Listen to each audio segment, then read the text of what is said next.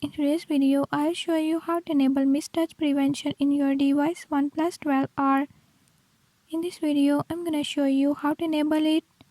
If you don't want to miss what's coming up, hit the subscribe button and ring the notification bell. Watch complete video and learn how you can do it.